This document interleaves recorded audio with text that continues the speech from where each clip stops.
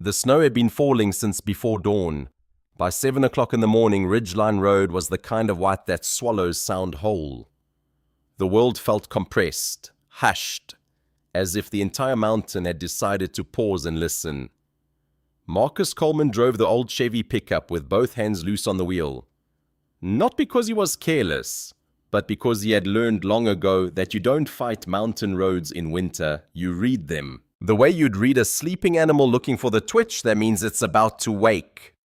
Colorado had been home for 13 years. Marcus had grown up 12 miles from here in Glenwood, and he knew these roads the way he knew the creak in his own kitchen floor, the way he knew which corners of his garage got drafty, the way he knew the particular sound his son made when he was thinking hard about something. He knew which curves demanded patience, which ones let you breathe. He understood the language that snow and ice spoke. Right now, that language said one thing: be careful, be present, be ready. Beside him, Jaden sat with his backpack on his lap. Not the way most 8-year-olds would carry a backpack. His arms were wrapped around it. The way a smaller child might hold a stuffed animal, gripping the straps with both hands. He was 8 years old, and he had long outgrown stuffed animals, but he had not yet outgrown needing something to hold, something solid, something that was there. Going to snow all day, Jaden asked. His voice carried the quiet observation of someone who had learned to watch the world carefully. Looks like it, Marcus said. School going to close? Already called it in. Marcus replied, School's cancelled. You're with me today. Jaden nodded. He looked back out the window. The pines on either side of the road were so heavy with snow they'd bent into perfect arches, creating a cathedral of white and green. Between them, the grey sky pressed down low and close, the way it does in Colorado in January, when the storm isn't going anywhere. It had another 2, maybe 3 hours left in it. Marcus had learned to love these hours, the early mornings when the world was still quiet, before the full weight of the day descended, when it was just him and his son, driving through snow-covered roads, heading toward the garage that he'd built from nothing. The silence, the predictability, the way the world asked nothing of him except to drive home without incident. In his jacket pocket pressed against his ribs was a red pencil, hexagonal, dark red, stamp barrel drafting along the barrel. It had belonged to his wife, to Renee. Jaden had found it in her desk after the funeral, 3 years ago now. He had asked to keep it. Marcus had carried it ever since, without entirely knowing why.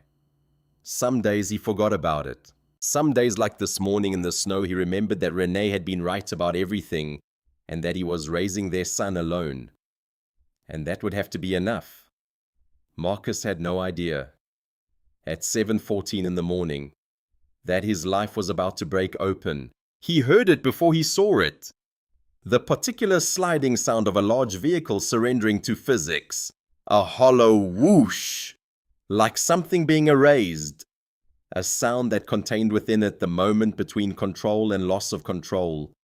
That terrible instant when a driver realizes they're no longer driving. Marcus was already slowing the truck when the silver Rolls-Royce Ghost came around the bend. 300 yards ahead. It was moving too fast. It was moving exactly the speed it had been traveling at before the ice patch. The invisible patch. Beneath 2 inches of powder. That had already cost the driver every advantage their expensive car could offer. The vehicle was sideways across the road. Then it was not on the road at all. It went into the ditch and struck the base of a Douglas fir with a sound like a shotgun blast. The airbags deployed, metal folded, steam rose from somewhere under the crushed hood, and then everything was very still again, and the snow kept falling, as if nothing had happened. Marcus had already stopped the truck. "Stay here," he said to Jaden. "Jaden, stay." He was out the door and down the embankment before the echo of the crash had finished rolling through the trees. The driver's side had taken the full force of the impact. The hood had compressed like paper. The windshield on the passenger side had fractured into a white web pattern. Spiderwebbing from the point of impact. Marcus got to the driver's side door and wrenched it open. It fought him. The frame was warped. He had to use both hands, had to put his full weight behind it. Inside he found a woman. She was in her late 30s, maybe 40. Dark hair matted with blood from a cut above her left temple. A silk blouse that cost more than Marcus made in a week. Torn at the shoulder. Her seatbelt had held her, which had probably saved her life. But her head had struck the window hard enough to knock her out cold. Marcus put 2 fingers to her neck. The pulse was there, fast but steady. He checked her airway, tilted her head carefully, looked for signs of a spinal injury the way a man who had once taken a wilderness first aid course 8 years ago could. Nothing he could confirm. He smelled no fuel, but the steam worried him. The steam always worried him. "Hey," he said and touched her cheek. "Can you hear me?" Her eyes moved beneath her lids, but she did not open them. He made the call on his phone. Ridgeline Road. Half a mile above the county line marker. And while he was on with the dispatcher, he kept his hand on the woman's wrist. Thumb against the inside of her pulse point, just holding it there. It seemed important that someone was holding on. Dad! Jaden had come down the embankment anyway, which Marcus had expected. His son appeared at his shoulder, looking at the crushed car and the unconscious woman, with the concentrated watchfulness of someone who observed everything and said very little. "Is she okay?" Jaden asked. "She's breathing." "That's good. Go back up to the truck and turn on the hazard lights, the buttons on the dash." Jaden went. He did not argue. He turned and climbed back up the embankment with the careful deliberation of a child who understood that his father was focused on something that mattered. The woman's lashes fluttered.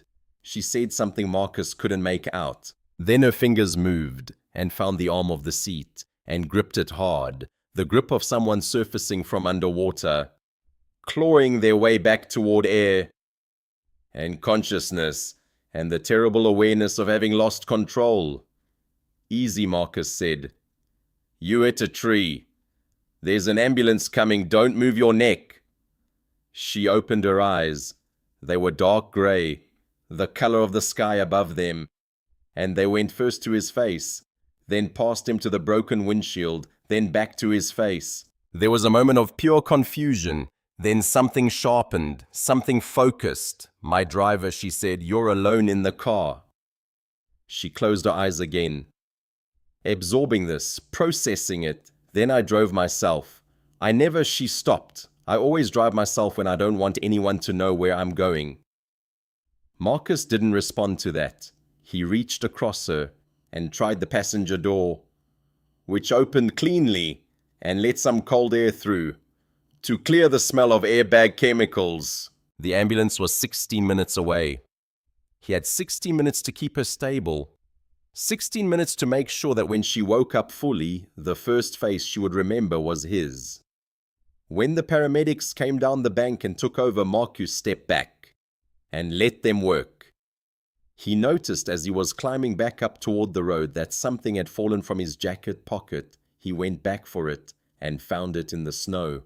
A wooden pencil, hexagonal, dark red, stamped barrel. Drafting along the barrel, it had belonged to his wife, to Renee. He held it now, and for a moment he understood something he usually kept hidden from himself. This pencil was a bridge. It connected the woman Renee had been, to the boy Jaden was becoming, to the man Marcus was trying to be. It was proof that love didn't just disappear when someone died. It transformed, it lingered, it pressed against your ribs, and reminded you that you had been loved by someone who knew you. He picked it up and put it back in his pocket. By the time he reached the truck, the paramedics were loading the woman onto a gurney. She was conscious now, asking questions, in a voice that carried authority even through pain and confusion. One of the paramedics was answering her in the patient voice you use on someone who has had a concussion. A second ambulance unit arrived. A sheriff's deputy appeared from somewhere. The road was filling up with orange vests and radio static. Marcus started the truck. "Is she going to be okay?" Jaden asked. "I think so." "Did you tell them your name?" Marcus looked at his son. Why would I do that? Jaden considered this for a moment. The way he considered most things. Turning it over. Looking at its edges.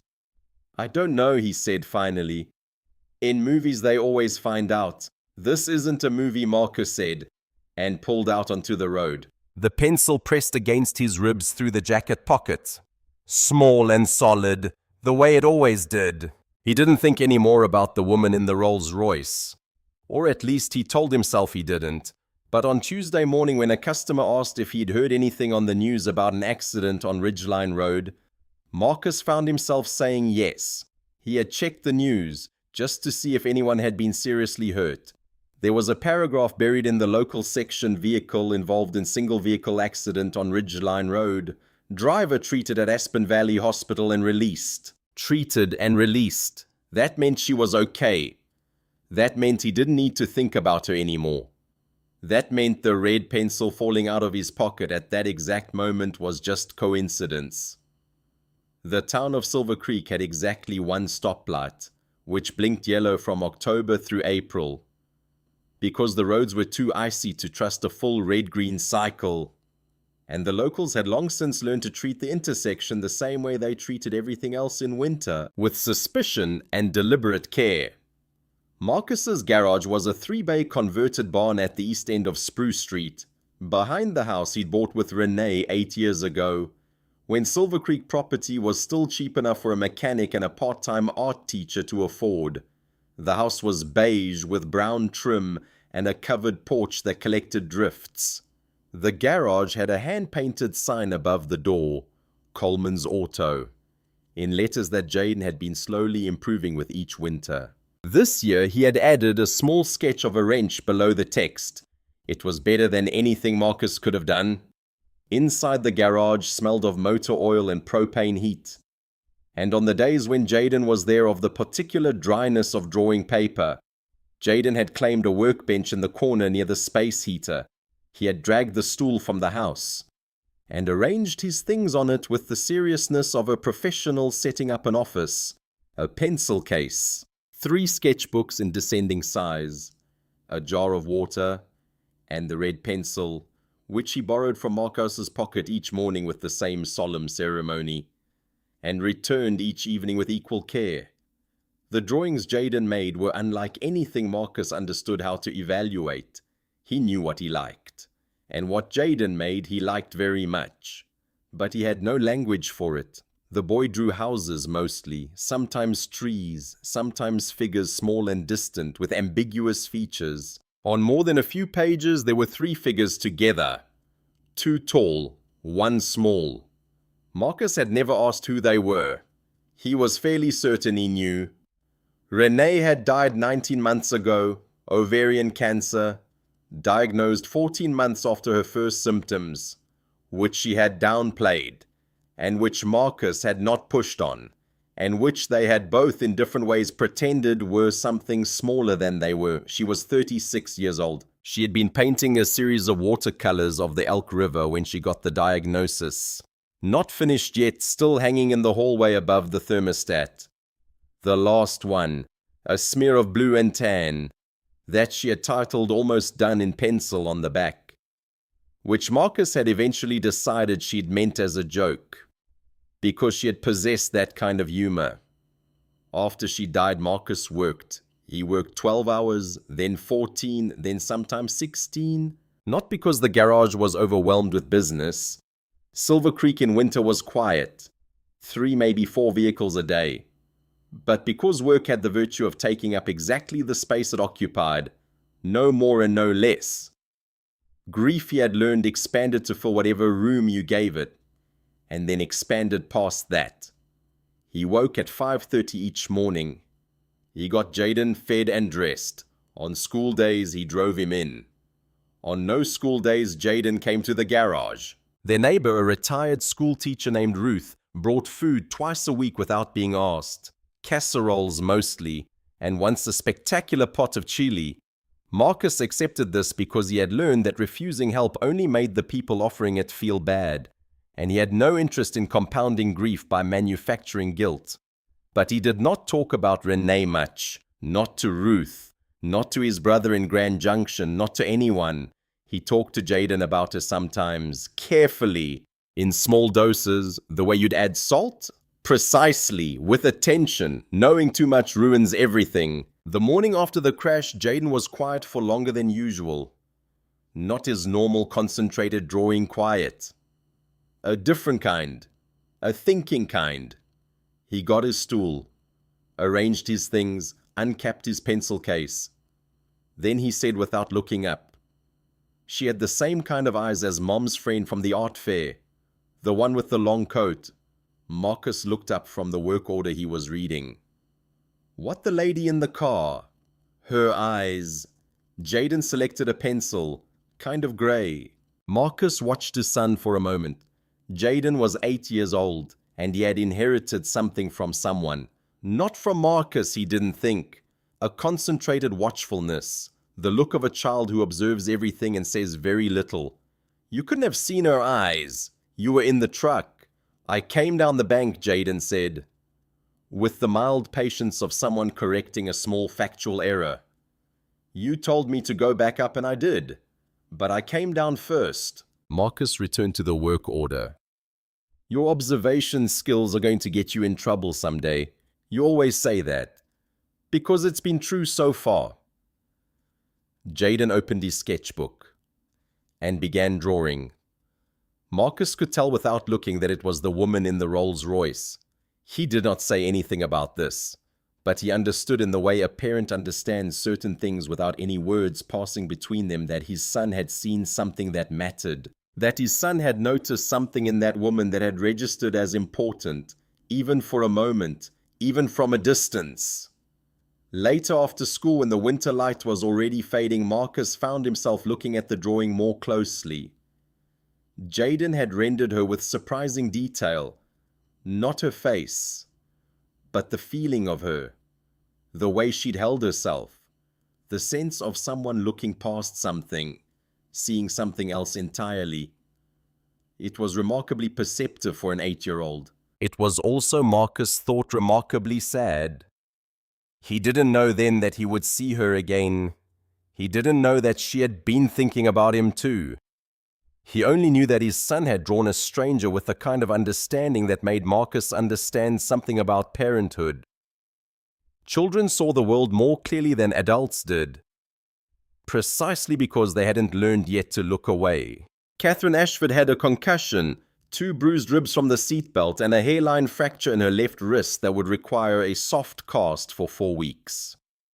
The attending physician at Aspen Valley Hospital told her she had been extremely lucky, which she received with the polite attentiveness of someone hearing a story they had already been told.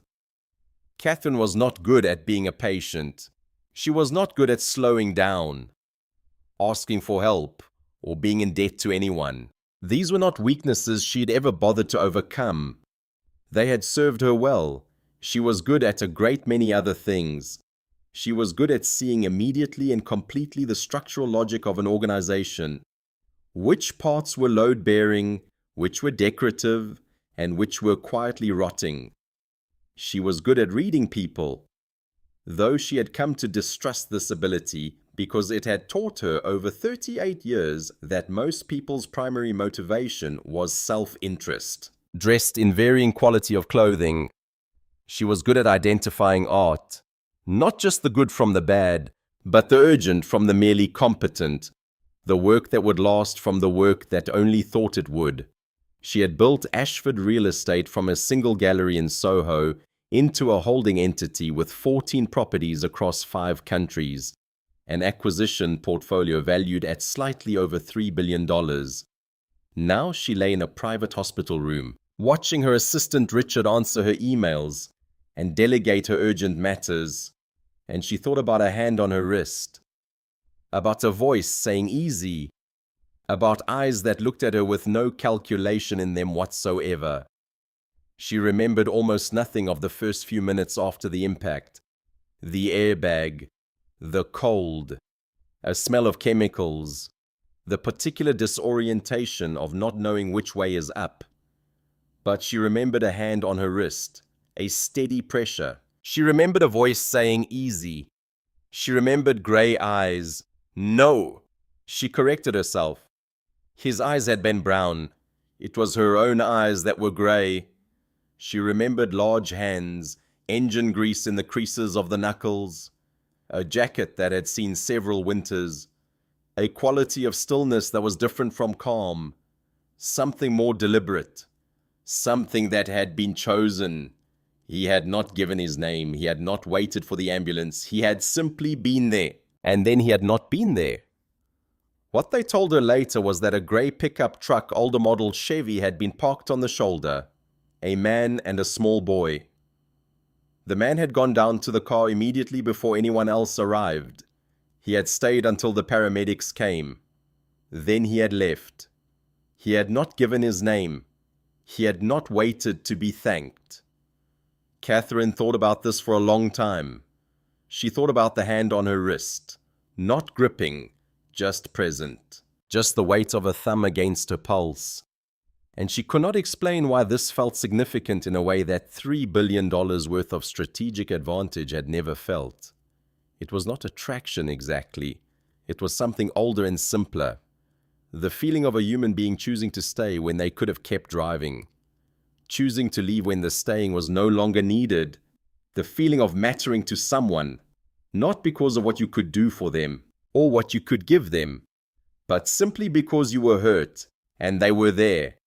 She told Richard to find him. Richard was an extremely competent woman of 32 who had worked for Catherine for 4 years without once asking a question that wasn't necessary.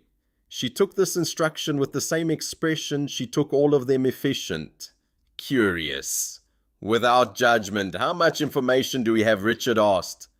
"Older Chevy pickup, grey," Catherine said. "Silver Creek plates, I think." The deputy mentioned Silver Creek. Small boy, maybe 7 or 8. The man was a mechanic. His hands. There could not be that many auto shops in Silver Creek. There turned out to be exactly one. Richard had the information inside 48 hours.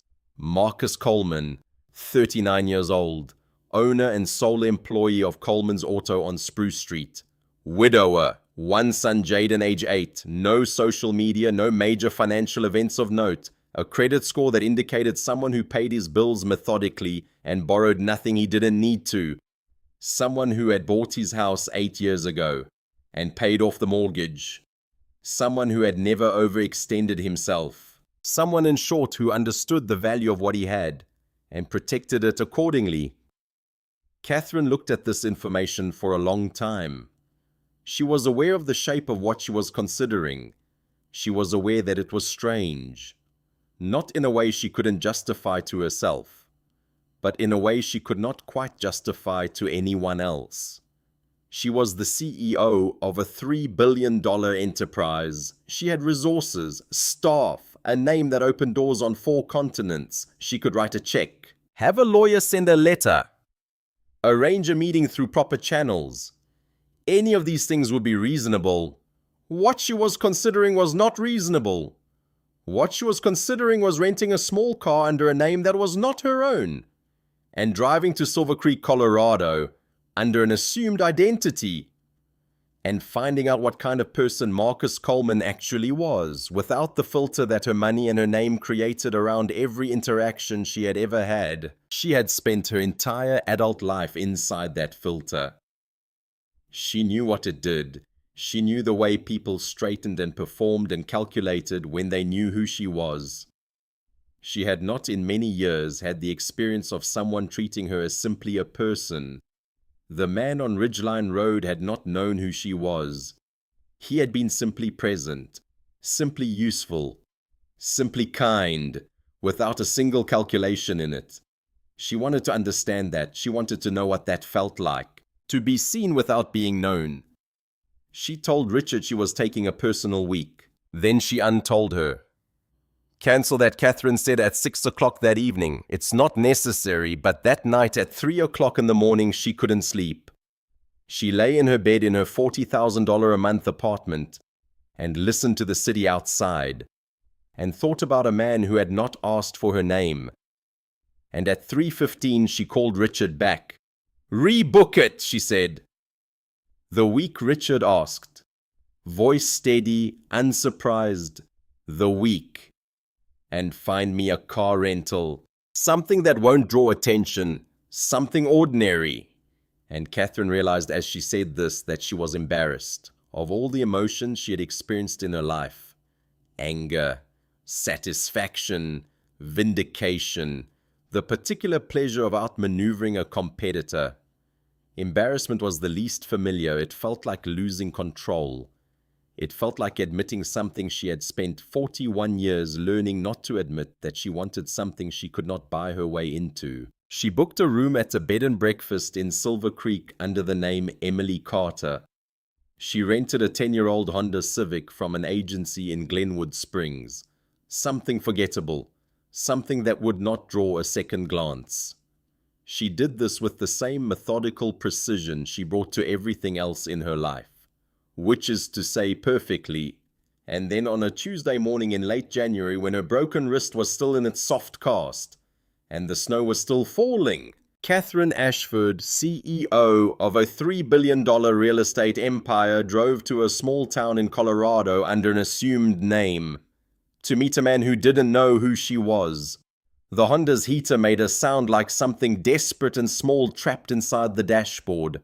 By the time Emily Carter pulled into the gravel lot of Coleman's Auto at 11:15 on a Tuesday morning, the car's interior temperature was noticeably colder than the outside air, which was 22 degrees. She sat in the car for a moment and breathed steam and looked at the garage.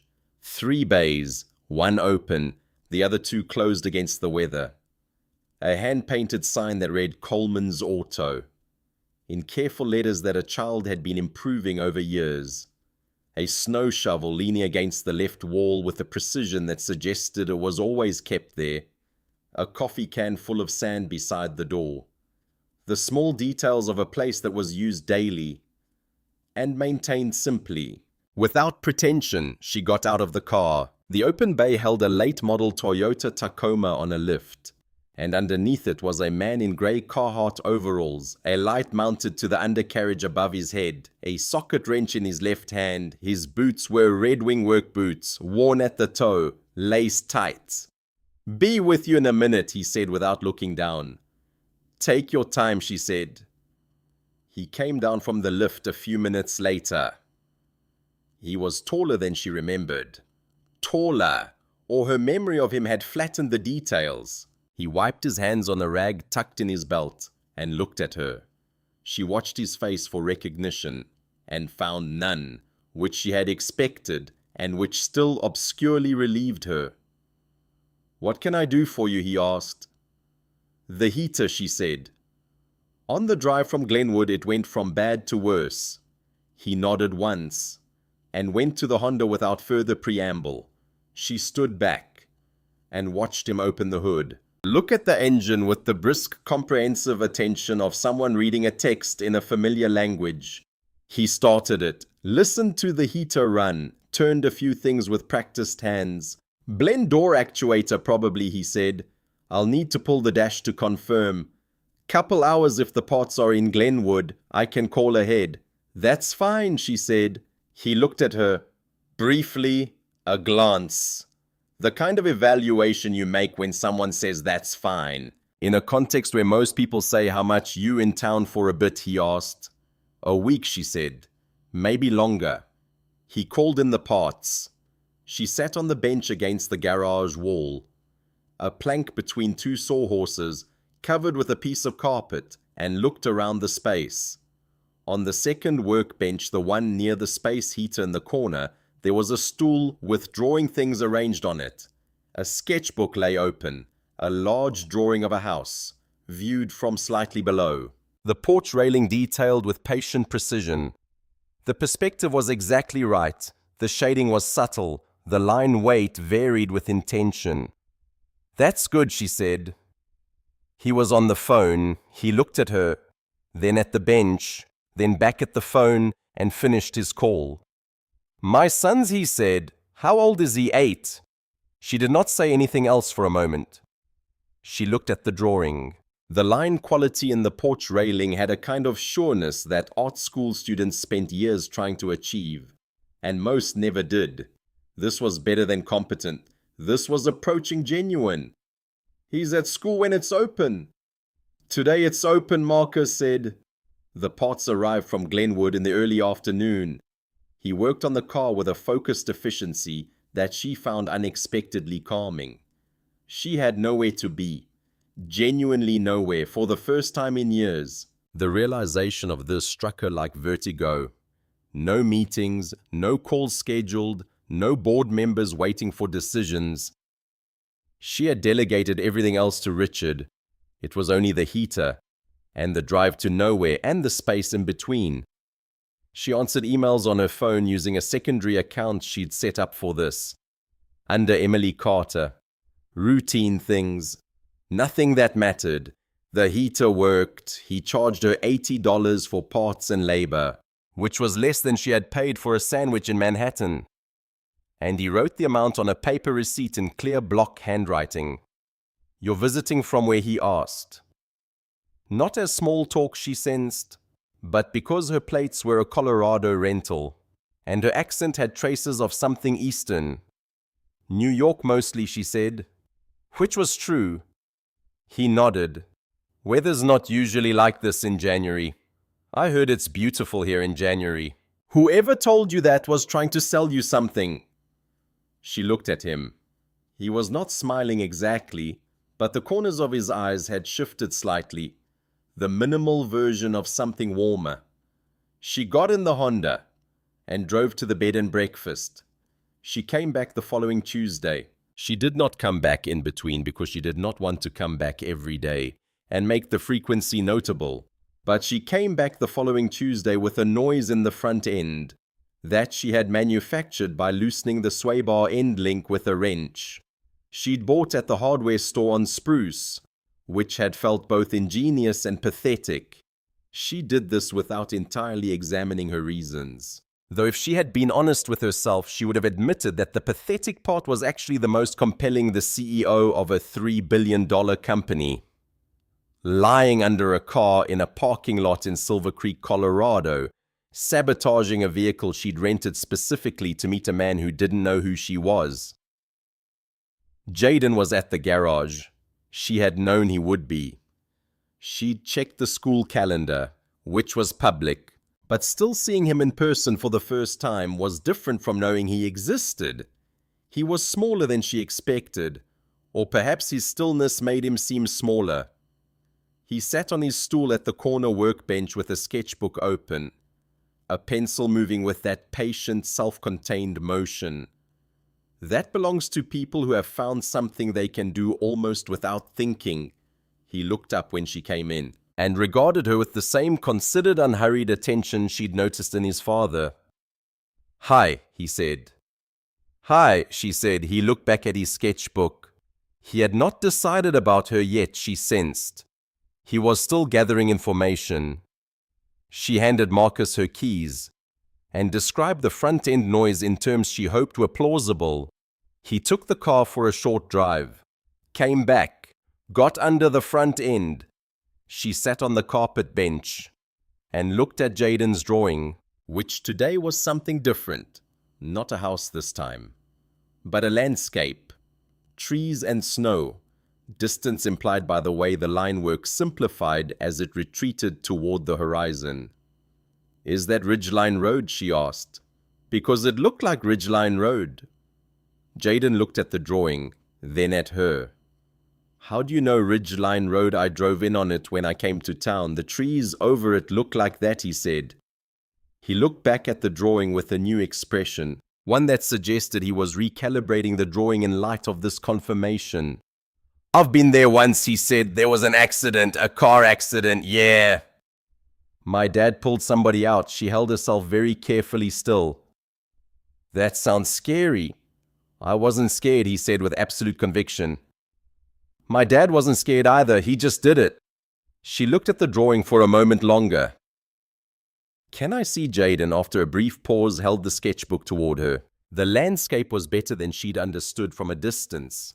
The perspective was slightly elevated, looking down on the road through the trees, and in the far right corner of the composition he had added something small, a grey shape, a vehicle, barely more than a suggestion, but placed with compositional intent. She handed the sketchbook back. "You're very good." Jaden looked at the drawing with the critical eyes of someone assessing their own work honestly. "I know," he said without vanity, "but I want to be better." When Marcus came back from under the car, the end link she'd loosened located and retightened in 11 minutes. He named a price, and she paid it. She was almost to the door when Jaden said without particular weight, "Will you come back?" She stopped. She turned. Jaden was looking at his sketchbook. Not at her, but the question was real. Marcus said nothing. "If you want to," Jaden continued. "Not just for your car, but also, if you just want to." Catherine stood in the doorway. She could have said no. She could have walked away. She could have preserved something of herself that wasn't already fractured by the gravity of a single encounter with a man and his son. "Yes," she said, "if I can." And Jaden finally looked at her. "Good," he said. "I'm drawing something you should see." By the third visit 1 week later, when there was an actual transmission fluid leak, Catherine understood something she had spent 41 years not understanding. Presence was more valuable than payment. Jaden Ethan had already decided that Catherine was important. This became clear when he showed her all 8 of his sketchbooks without being asked. Most people never saw more than 2 or 3. 8 sketchbooks was trust. 8 sketchbooks was opening a door that didn't usually open. One drawing captured her attention more than the others. Ridgeline Road, the road where they had crashed, but rendered from a specific perspective. The trees arched overhead. Snow covered everything, and in the composition almost abstract with 3 small figures standing together. 2 tall, 1 small. The figures were barely more than suggestions, but they were unmistakably intentional. "I drew that when she came to dinner," Jaden said, following her gaze.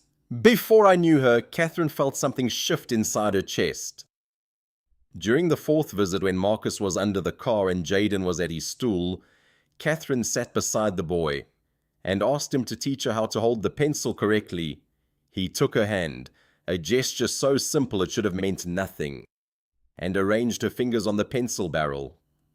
His small fingers guided hers. She felt the connection between them, the transfer of knowledge from child to adult, the intimacy of teaching someone something you knew in your bones. And then on the 3rd visit, when Catherine had arrived with coffee from the diner, Jaden said something that stopped her in her tracks.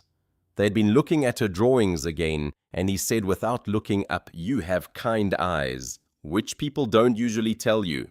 Catherine realized in that moment that an 8-year-old had given her something no adult ever had, a genuine observation without agenda, a seeing of her that had nothing to do with her money, or her power, or the doors her name could open. He had looked at her and seen kindness in her eyes, and he had told her. She understood then that Marcus and Jaden were not separate people with separate connections to her. They were a unit. And if she was going to matter to one, she would have to matter to both. The boy had become the bridge between them, the thing that connected her to his father in ways she couldn't quite articulate. He had given her access to Marcus, not through romantic interest, but through love, through genuine, uncalculated love for his father. Jaden had been quiet for 3 days, not his normal concentrated drawing quiet. The kind that came with focus and intention, a different kind, a tired kind, a flat kind. On Saturday, driving back from the grocery store, Marcus noticed that Jaden's normal energy had dimmed somehow. The boy was looking out the window, but not in his usual observational way. He looked exhausted. "You okay?" Marcus asked. "Yeah, just tired." But when they got home and Jaden tried to run up the stairs to his bedroom, he stopped halfway and put his hand to his chest. "My chest hurts when I run," he said casually. Those 7 words made Marcus's entire understanding of the world compress into a single point of pressure in his own chest. He said nothing. He helped Jaden upstairs. He made dinner. He helped his son with homework. He tucked him into bed. And then he went downstairs and sat at the kitchen table and let himself break. Just for 5 minutes. Just enough to know how scared he was. The next morning he called the clinic. The pediatrician's face changed when she listened to Jaden's heart. "There's an irregularity," she said carefully. She said it the way doctors say things that are important and possibly dangerous. Nothing emergency, but we need a cardiologist evaluation. There's a pediatric cardiologist in Denver, Dr. Patricia Webb. She's the best in the state. Marcus drove home that afternoon thinking about the word irregularity. His son's heart was irregular. His son's heart, which beat inside a small chest, was beating differently than it was supposed to beat. That night, after Jaden was asleep, Marcus did the research he had been trained his entire adult life not to do. He opened his laptop and searched for pediatric cardiologists, for costs, for availability, for hope disguised as medical probability. There were 6 pediatric cardiologists in Colorado. The best, the one everyone recommended, was Dr. Patricia Webb. She was booked 18 months out, unless you paid private. Then there was a slot, 12 days from now. 3-hour appointment with the best surgeon money could buy. Cost $187,000. Marcus did the math. Savings $43,000. Insurance coverage remaining $15,000. House value minus mortgage $50,000. Garage worth, if he sold it, maybe $120,000. That got him to $228,000. Minus property taxes. Minus the fact that no bank would give him a medical loan against assets he'd lose if he had to sell them to cover the initial costs. Even if he destroyed his entire life, he was still $37,000 short. He sat at the kitchen table and understood something fundamental. There were problems that could not be fixed by working harder. Problems that existed in a realm of mathematics where his effort meant nothing.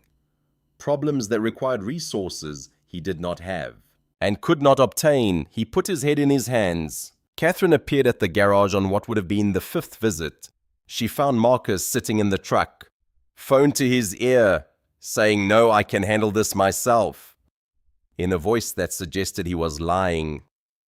She didn't know it was the hospital, but she knew it was serious. She knew because she had become very good at reading the particular timbre of desperation in a human voice. "What's wrong?" she asked when he hung up. "Nothing. Car issue."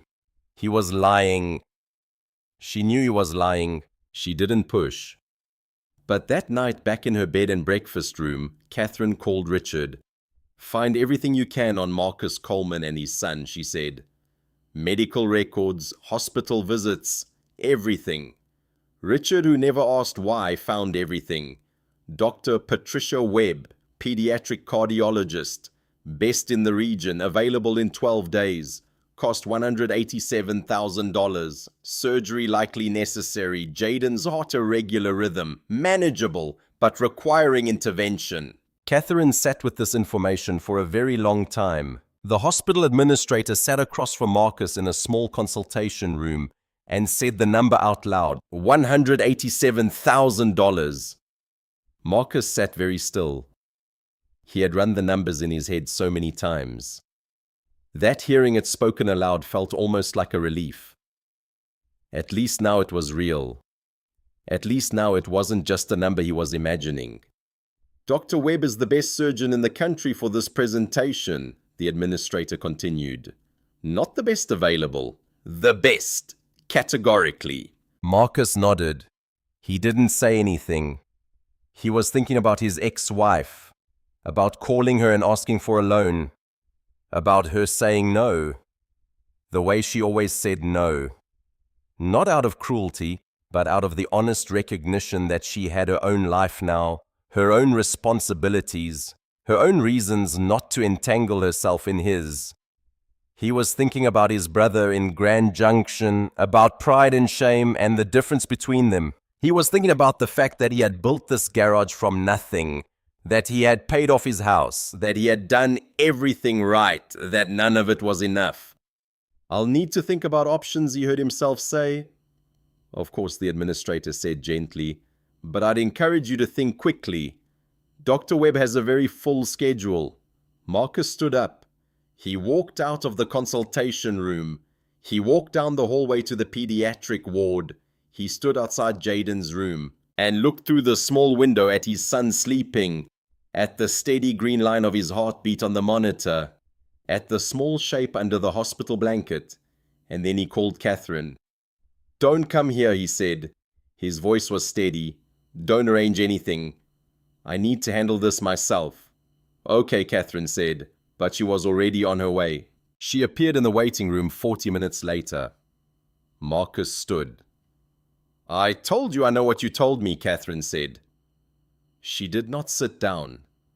She did not soften her voice. She spoke with the kind of clinical precision that came from years of boardroom meetings, from years of closing deals that other people thought were impossible. "I also know what you didn't say. That you're terrified. That the number doesn't change no matter how many times you run it. That you've been calculating for the past 4 hours and the math always comes out the same way." Marcus said nothing. She was right. She was completely, entirely, frighteningly right. "I've arranged Dr. Webb," Catherine said. "She's available. Jaden's surgery is scheduled for 10 days from now." "I'm not for sale," Marcus said. Catherine flinched, but she did not step back. She did not defend herself. She said very quietly, "I know, that's why I'm here." And then she told him something that changed everything. "He taught me to hold a pencil correctly," she said. "He showed me 8 sketchbooks. He told me I have kind eyes, which is not something people say to me as a general rule." Marcus looked at her. He looked at this woman who had driven to a small town under an assumed name. This woman who had loosened car parts as an excuse to come back. This woman who had sat with his son and taught him nothing, but had learned everything from him. "That's not power," Catherine said. "That's the opposite of power. That's surrender. That's admitting that the thing that matters most can't be bought or managed or controlled. And I'm done pretending that I understand power anymore. Because the truth is, your son taught me something in 4 visits that I haven't learned in 41 years of running a company." Marcus understood then. She was not trying to buy him. She was trying to be worthy of him. She was trying to become someone who could matter to him and to his son in a way that had nothing to do with money. "Okay," he said. They sat outside Jaden's pre-op room all night. Neither slept. At 3 in the morning, Catherine said, "I'm sorry I lied about who I am." "Marcus, I know who you are. You're someone who crashed into a tree and then drove 3 hours to meet me again. You're someone who made car problems to have excuses. You're someone who came back for my son's drawings. Catherine, that's not who I am. That's who I became." "Yeah," Marcus said, "I know." She put her hand over his. "Not sexual. Not romantic, just human contact, just 2 people sitting together in the terrible space between crisis and hope, holding on to each other because the alternative was falling." Neither of them moved for several minutes. Dr. Patricia Webb was exactly as advertised, meticulous, confident, brilliant. The surgery took 4 hours and went better than expected. When Webb emerged from the OR, she was carrying the particular satisfaction of a craftsman whose work had gone exactly right. "Full recovery expected," she said. 6 to 8 weeks, no restrictions on drawing. The last point made Marcus smile. Jaden had asked the surgeon this directly during the pre-op consultation. With the unself-conscious seriousness of someone for whom drawing was the most important thing in the world, perhaps the only important thing, Marcus cried for the first time since Renee died. Not grief, release. The kind of crying that comes when you realize that catastrophe did not come to pass, that your worst fear will not come true, that the small figure under the hospital blanket will wake up, will heal, We'll draw again. Catherine sat beside him. She did not try to comfort him. She simply sat. That was enough. Tuesday. Marcus drove Jaden home in the old pickup truck. The same mountain roads, the same Douglas firs standing heavy with late winter snow. The same sky. Jaden looked out the window at all of it, the way he looked at most things, calmly, thoroughly, filing it away. Is Emily coming to dinner? He asked. She offered. Marcus said. You should say yes. Why? Marcus asked, knowing the answer, but wanting to hear it from his son. She'll make you remember the basil, Jaden said simply. You always forget the basil. Marcus realized in that moment that his 8-year-old son had seen something about Catherine, about them together, that Marcus was still learning to see, that Jaden understood with the absolute clarity of childhood what mattered and what didn't. Call her, Marcus said. Catherine arrived at 6 o'clock. She brought bread from the bakery in Silver Creek and a jar of dried basil, presented to Marcus without ceremony, which made Jaden make a specific sound of triumph. He had inherited it from his mother, and Marcus hadn't heard it in a long time. The three of them made dinner, or rather Marcus made dinner, and Jaden supervised, and Catherine handed things over from the counter, learning where things lived in the kitchen, the way you learn the layout of a room you intend to return to. They ate. Outside the window, the last of the day's light went pink on the snow. The baseboard heater breathed. After dinner, while Marcus washed the dishes, Jaden got his big sketchbook from the couch where he'd left it. He was not yet fully mobile, and moved with the careful deliberateness of someone conserving effort. He opened it to a new page and began to draw. Catherine sat at the table and watched him work. She did not offer suggestions or ask what he was drawing, because she had learned this was not how Jaden worked. You watched, and when it was ready, he would show you. Marcus came and sat across from her with a cup of coffee. For a while, neither of them said anything. This was something they had arrived at over the preceding months. The ability to be in the same room without filling it with words. A capacity that had taken Marcus years to develop with Renee, and which he had assumed somewhere in the long cold quiet of the past 3 years would not come again. It had come again. He was still getting used to it. I'm going back to New York next week, Catherine said. Okay, Marcus said. There's a board meeting I can't delegate. Okay, he said again. I'd like to come back. He looked at his coffee. I know you would. And you'd like that, she said, which was not entirely a question. I'd like that, he said. She nodded. She looked at Jaden, who was drawing with his whole upper body engaged, the pencil moving in long arcs and then short, precise strokes. Jaden, she said without turning. What are you drawing? You'll see when it's done, he said, with the absolute authority of a creative professional. They waited. 3 weeks after Jaden's surgery, there was a knock on the door of Marcus's house. Marcus opened it to find Aaron standing on the porch. Aaron, who had married Marcus's ex-wife. Aaron, who was white, entitled, and carrying a particular kind of anger. That Marcus recognized as the anger of someone unused to being told no. We need to talk about the truck, Aaron said without preamble. You borrowed it back in 2009 and never paid for it.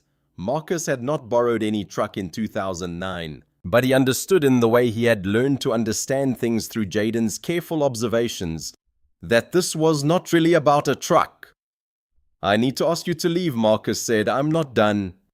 You are, Marcus said. He said it calmly. He said it with the kind of quiet authority that came from understanding that you had nothing to prove to this man, that you owed him nothing, that the optics of anything else would only give him what he wanted. Aaron left, but not before using language that made Marcus understand why Jaden had asked from the window where he was watching. Is he going to make her leave? Marcus told Catherine what had happened. He wasn't asking for help, he was just sharing. Just letting her know that the past had shown up on his porch with bad intentions. Catherine listened, And then she called her lawyer. Papers were drawn up, final property settlement, final financial release. All the things that Marcus's ex-wife had been too afraid, or too ashamed, or too hurt to finalize on her own. Catherine showed up at the garage 2 days later with those papers. The paperwork has been finalized, she said. Aaron was stalling the last pieces because he thought he still had leverage. He doesn't anymore. Marcus, that should matter to me. Why, Catherine? Because you were right. Being legally divorced wasn't enough if I was still letting him knock on doors. I should have locked. I should have finished this sooner. I was afraid that if I pushed harder, he'd make everything uglier before it ended. Her voice trembled once, then steadied. But I'm done making my life smaller to keep him comfortable, she said. And I came back because disappearing would be easier. And I'm done choosing easier? Marcus understood then that they were teaching each other. That Catherine had taken his lesson about self-respect and applied it to herself. That they were not rescuing each other, so much as reminding each other what it meant to refuse to be small. Marcus was still hesitant. Pride, class difference, fear of depending on anyone ever again. Catherine did not ask him to trust her. Instead, she showed up. Every time she said she would be there, she was. Every time he was afraid that she would leave, she stayed. Every time he prepared himself for disappointment, she made different choices. The paperwork with the lawyer got finalized. Aaron stopped calling. The past, which had shown up with bad intentions, retreated. And Catherine came home. Not just to visit, home. She brought clothes, she brought herself. She came to Jaden's school events. She learned Marcus's rhythm. She learned what made him laugh. She learned that underneath his quiet competence was a man who had spent 3 years believing he had to do everything alone. And Marcus learned that underneath her CEO armor was a woman who had spent 41 years believing that she could buy her way into mattering. That presence was worth more than payment. That showing up was more powerful than any acquisition. 3 weeks later, Jefferson Elementary held its spring art display in the same multi-purpose room where there had been tension before. Student paintings lined the walls. Paper lanterns swayed gently overhead. Parents wandered through the room with punch cups and cookie plates, chatting in clusters beneath the fluorescent lights. Marcus walked in with Jaden on one side and Catherine on the other. He felt eyes on them, the same kind of eyes. Maybe even some of the same people who had noticed them together before. People wondering. People judging. People trying to make sense of a family that didn't fit their template. Let them look. He was done arranging his life according to what strangers thought a family should resemble. Jaden led them to his display board. There were watercolor trees, crayon self-portraits, a clay bird with one wing slightly larger than the other, and in the center a new drawing of a house under a deep blue sky. 3 figures stood in front of it holding hands. One figure was clearly Catherine. The same features, the same careful rendering, the same intentional placement. One of Jaden's classmates stopped beside them. "Who's that?" she asked, pointing to the woman in the drawing. Jaden looked up at Marcus, then at Catherine. Neither of them answered for him. Jaden lifted his chin. "That's my family," he said. The girl accepted that with the simple ease children were capable of, when adults didn't teach them otherwise. "Cool," she said, and wandered off toward the cookie table. Marcus felt something settle inside him at last. Catherine looked at the drawing. "I like the shoes," she said. Jaden grinned. "They're still dramatic. They should be." Jaden reached for Catherine's hand. Catherine took it. A second later, Marcus took Catherine's other hand, without having to think himself into courage. This time, no one had to rescue anyone. No one had to prove anything. They just stood there together, in the bright school lights, while laughter drifted around them and spring pressed gently at the windows. Marcus had spent nearly 3 years believing that love was measured mostly by what pain he could prevent, by how hard he worked, by how little he asked for, by how much he could carry alone. Standing there in the school gym lights with Jaden's small hand in one of his, and Catherine's long-fingered hand in the other, he understood something deeper. Love was also measured by who returned, who told the truth when lying would have been easier, who did the hard work to become safe. Catherine had come back, not because she was obligated, not because money could solve it, but because she chose him. And Jaden had drawn them as family, not because anyone made him, but because he saw what was true, before either adult did. The red pencil still sat in Marcus's pocket sometimes, Renee's pencil, Jaden's memory keeper, the thing that had fallen in the snow. The morning Catherine crashed into a tree, he'd stopped carrying it everywhere. But he still carried it sometimes, the way you carry a letter you've memorized. It was no longer proof that he belonged to the past. It was proof that you could love someone who was gone, and still make room for someone new. That loss and gain didn't cancel each other out. They layered. They built something stronger than either could have been alone. 3 weeks before the art display, Catherine had sat across from Marcus's kitchen table and said, "I'm not perfect." He'd smiled and said, "I know, but you're here." That was all either of them needed: presence, choice, the daily decision to stay. The billionaire had rescued the mechanic that morning on Ridgeline Road, but Marcus had rescued her long before that, the moment he held her wrist and didn't ask for her name. Now they were just two people, building a life that looked nothing like what either had planned, and everything like what they both needed.